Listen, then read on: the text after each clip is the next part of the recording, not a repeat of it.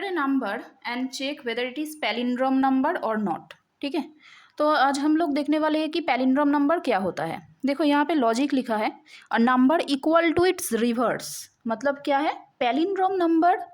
कौन से number palindrome होते हैं?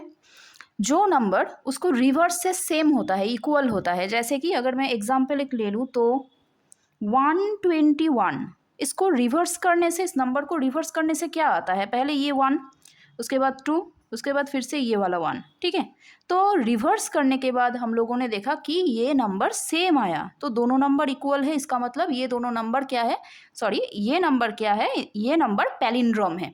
ठीक है, मतलब जो नंबर उसके रिवर्स करने से सेम नंबर ही आता है उसको बोलते हैं पैलिंड्रोम नंबर।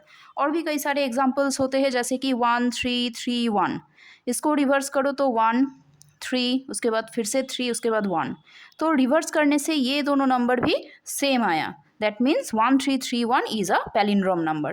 ठीक है, अच्छा तो पैलिंड्रोम नंबर कैसे हम लोग कर सकते हैं? तो पहले एक चीज़ देख लो, यहाँ पे हम लोगों को क्या करना पड़ रहा है, एक एक डिजिट को उठा के एक नंबर फॉर्म करना पड़ रहा है। तो डिजिट एक्सट्रैक्ट करने के लिए हम लोग क्या यूज़ करते हैं? वाइल लूप यूज़ करते हैं। ठीक है, तो ये प्रोग्राम वाइल लूप से होगा। तो प्रोग्राम स्टार्ट करते हैं, कैसे होगा? import java.util.start, यहाँ पे स्कैनर भी ले सकते हो। Class palindrome, public static void main, scanner sc equal to new scanner system.in। Scanner class से हम लोग इनपुट लेंगे, इसलिए हम लोगों को scanner class scanner S C equal to new scanner system.in, इस लाइन को यहाँ पे लिखना पड़ेगा। ठीक है, ये एस सी ऑब्जेक्ट क्रिएट करने के लिए। अच्छा, तो अभी कौन कौन से वेरिएबल्स हम लोग यहाँ पे डिक्लेयर करने वाले हैं वो यहाँ पे हम लोगों को देना पड़ेगा। जैसे कि यहाँ पे एक नंबर इनपुट हो रहा है, इसलिए इंट n हो गया। अब देखो डिजिट एक्सट्रैक्ट हो रहा है ना, तो इसके लिए हम लोग एक और वेरिएबल ले रहे हैं इंट में, जैसे कि r। ठीक है, और क्या चाहिए हम लोगों को? यहाँ पे देखो डिजिट एक्सट्रैक्ट करने के बाद एक नंबर फॉर्म हो रहा है, तो उस नंबर को फॉर्म करने के लिए एक वेरिएबल की ज़रूरत है। तो मैं यहाँ पे ले रही हूँ x इक्वल टू 0। अब 0 ही क्यों इनिशियलाइज हो रहा है ये मैं तुम लोगों को बाद में बताऊँगी। और एक वेरिएबल की ज़रूरत है, मैं p ले ली। ठीक है, अच्छा पहले क्या करना पड़ेगा हम लोगों को? यहाँ पे इनपुट लेना पड़ेगा। तो system.out.println या फिर print enter a number n equals to sc dot next int. ठीक है, इनपुट लेना हो गया। इसके बाद p के अंदर, ये जो मैंने एक वेरिएबल p ली थी, तो p के अंदर ये जो नंबर रहा यहाँ पे n, इसको स्टोर कर देना पड़ेगा। ये क्यों स्टोर हो रहा है ये मैं प्रोग्राम के मतलब एंड में बताऊंगी। वाइल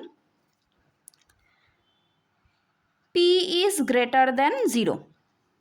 ठीक है, while p is greater than 0, मतलब यहाँ पे हम लोग क्या कर रहे हैं, जो एक्चुअली में जिस वेरिएबल पे नंबर एंटर हुआ, ठीक है, जैसे कि n के अंदर किसी भी नंबर एंटर कर लो, वो उसका मैंने एक कॉपी रख दी p के अंदर। मतलब अगर मैंने यहाँ पे n के अंदर 121 इनपुट लिए, तो वो 121 का एक कॉपी p के अंदर भी स्टोर रहेगा, और उस p से हम लोग यहाँ पे डिजिट एक्सट्रैक्ट करने वाले हैं। तो वाइल लूप स्टार्ट करते हैं। अब क्या करना पड़ेगा? देखो p इज ग्रेटर देन 0, मतलब ये कंडीशन कैसा है, p के अंदर जो भी नंबर है वो अगर 0 से ज़्यादा होगा फिर ये लूप एग्जीक्यूट होगा, अगर नहीं होगा तो ये लूप एग्जीक्यूट नहीं होगा, लूप के बाहर कंट्रोल चला जाएगा। ठीक है, तो पहले क्या करना पड़ेगा, हम लोगों को एक एक डिजिट एक्सट्रैक्ट करना पड़ेगा। तो एक डिजिट एक्सट्रैक्ट करने के लिए p mod 10 देना पड़ेगा। ठीक है, मॉड का काम क्या है? रिमाइंडर लेना। तो अगर मैंने 121 इस नंबर को इनपुट ली, तो इसका मतलब p के अंदर 121 है, तो 121 mod 10 मतलब 10 से डिवाइड होगा पहले और रिमाइंडर जो आएगा वो आर के अंदर स्टोर होगा। तो 10 1s are 10, 2 यहाँ पे 1, 10 2s are 20, तो कितना रिमाइंडर आ रहा है देखो 1।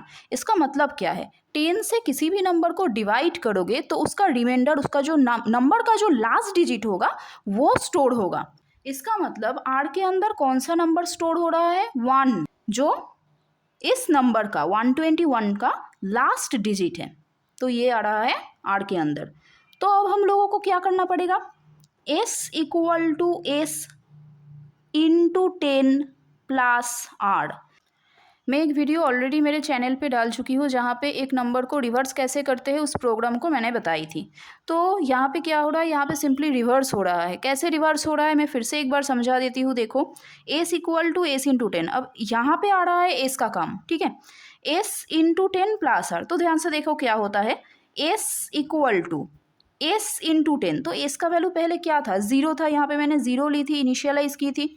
तो एस इंटू 10 मतलब 0 इंटू 10 प्लस आर। अब आर के अंदर कौन सा नंबर है, 1 है, ठीक है, तो 1 होगा यहाँ पे। ध्यान से देखो S equal to S into 10, S का वैल्यू था 0 इंटू 10 प्लस आर, मतलब आर का वैल्यू कितना है, 1 है, तो यहाँ पे 1 स्टोर हो गया।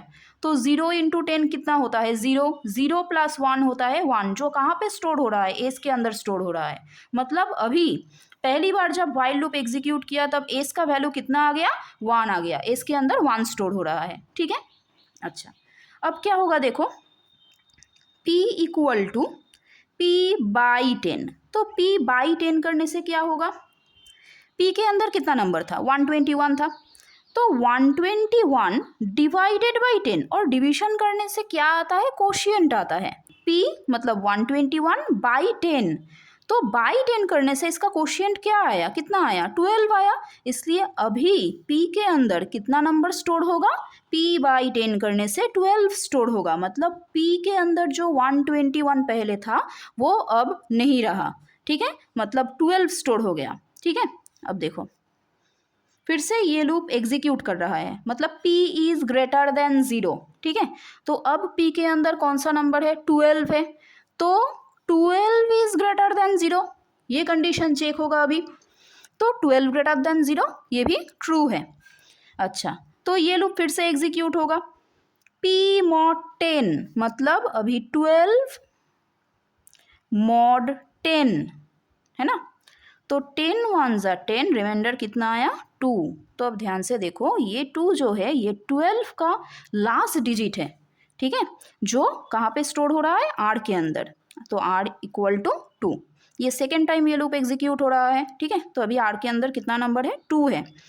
अच्छा S equal to S into 10, S का वैल्यू लास्ट जो एग्जीक्यूशन हुआ था वाइल लूप का तब कितना था, कितना हो गया था, 1 हो गया था, ठीक है। तो एस इंटू 10 मतलब 1 इंटू 10 प्लस आर, अभी आर का वैल्यू 2 है, मतलब प्लस 2 कितना हो गया देखो, 1 इंटू 10, 10 प्लस 2 12। तो अभी सेकेंड एग्जीक्यूशन के बाद एस के अंदर 12 स्टोर हो रहा है, ठीक है। p बाई 10, 12 बाई 10, यहाँ पे देखो कितना आया, 1 आया, ठीक है, p बाई 10 1, तो ये 1 कहाँ पे जाके स्टोर हुआ, p के अंदर ही स्टोर हो गया। p का जो वैल्यू है वो क्या है, 1 है, 2 यहाँ से निकल गया, ठीक है। अच्छा फिर से वाइल लूप एग्जीक्यूट हो रहा है, देखो कैसे, p इज ग्रेटर देन 0, मतलब p के अंदर अभी कितना है, सिर्फ 1 है, तो 1 भी तो 0 से ज़्यादा है, इसलिए ये लूप एग्जीक्यूट करेगा। r equal to p mod 10, p मतलब 1 mod 10, 1 mod 10, तो ये कैसे होगा देखो, 10 0 0 रिमाइंडर 1, ऐसे क्यों हुआ, ऐसा इसलिए हुआ क्योंकि यहाँ पे तो पॉइंट नहीं आएगा, है ना, पॉइंट इसलिए नहीं आएगा क्योंकि ये दोनों नंबर ही इंटीजर नंबर हैं, और जावा में क्या होता है, इंटीजर डिवीजन होता है, मतलब 2 ठो इंटीजर नंबर डिवीजन करने के बाद एक इंटीजर नंबर ही कोशिएंट में आता है, इसलिए यहाँ पे 1 है, ये 10 से छोटा नंबर है, इसलिए क्या होगा 10 0 0 और रिमाइंडर क्या आ जाएगा 1, और ये 1 कहाँ पे स्टोर होगा, आर के अंदर जाके स्टोर होगा। ठीक है, अच्छा अब देखो तो आर के अंदर अभी 1 है, ये थर्ड टाइम एग्जीक्यूशन हो रहा है। एस इंटू 10, एस के अंदर पहले कितना था 12 इंटू 10 प्लस आर, अभी आर का वैल्यू कितना है 1 है, तो 12 इंटू 10 प्लस 1 देखो कितना आ रहा है 12 इंटू 10 120, 120 प्लस 1 121। ठीक है, तो अभी इसके अंदर 121 आ गया है ना।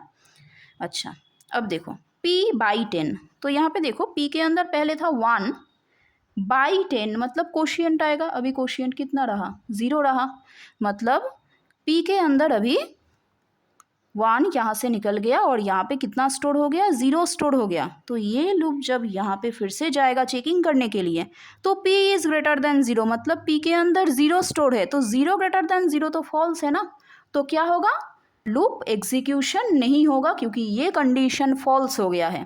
ठीक है, तो अभी क्या करना पड़ेगा, अभी हम लोगों को चेक करना पड़ेगा कि पैलिंड्रोम नंबर है क्या, ये जो नंबर मैंने इनपुट ली थी। ठीक है, तो पैलिंड्रोम नंबर क्या होगा, जो नंबर रिवर्स करने के बाद आया, ठीक है, और जो नंबर मैंने इनपुट ली थी वो दोनों नंबर को हमें चेकिंग करना पड़ेगा, कंपेयर करना पड़ेगा कि दोनों नंबर सेम है कि नहीं।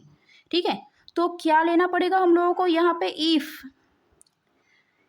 रिवर्स करने के बाद कौन सा नंबर आया, कहाँ पे स्टोर हुआ, एस के अंदर जो यहाँ पे है, इसका मतलब इफ एस इक्वल टू, अब क्या देना पड़ेगा, जो नंबर मैं इनपुट ली थी है ना, कहाँ पे इनपुट ली थी एन के अंदर, तो एस इक्वल टू एन। अभी यहाँ पे एक क्वेश्चन है कि मैंने यहाँ पे पी क्यों नहीं ली, है ना, पी के अंदर भी तो 121 स्टोर था।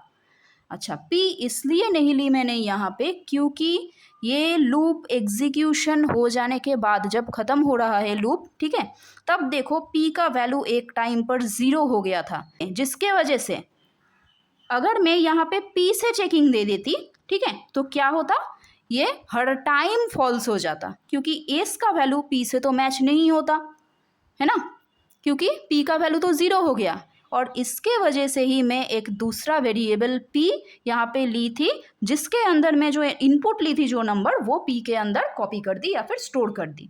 ठीक है, क्योंकि अगर मैंने p यहाँ पे नहीं लेती तो n से हम लोगों को चेकिंग करना पड़ता, तो अगर n से चेकिंग करना पड़ता n का वैल्यू भी एक टाइम पर 0 हो जाता, तो यहाँ पे चेकिंग करने के लिए कोई भी नंबर नहीं रहता, तो इसलिए हम लोगों को क्या करना पड़ा, एक दूसरा वेरिएबल लेना पड़ा जहाँ पे हम लोगों को जो मैं इनपुट ली थी जो नंबर वो नंबर स्टोर करना पड़ा, ताकि एक कॉपी हम लोगों के पास ऑलरेडी हो चेकिंग करने के लिए। ठीक है, तो if S equal to N, मतलब यहाँ पर भी 121 है और n के अंदर भी 121 है, तो दोनों नंबर अगर इक्वल हो गया तो हम लोगों को यहाँ पे प्रिंट कर देना पड़ेगा कि system.out.println palindrome number else print not. तो देखो यहाँ पे जगह नहीं था इसलिए मैंने नेक्स्ट लाइन पर लिख दी इसको। तो if S equal to N, check कर रहे हैं हम दो नंबर को कि दोनों नंबर इक्वल है कि नहीं, अगर इक्वल हो गया तो क्या करना पड़ेगा, प्रिंट करना पड़ेगा पैलिंड्रोम नंबर, और अगर इक्वल नहीं हुआ तो प्रिंट करना पड़ेगा एल्स देकर नॉट अ पैलिंड्रोम नंबर। ठीक है, उसके बाद main close and class close.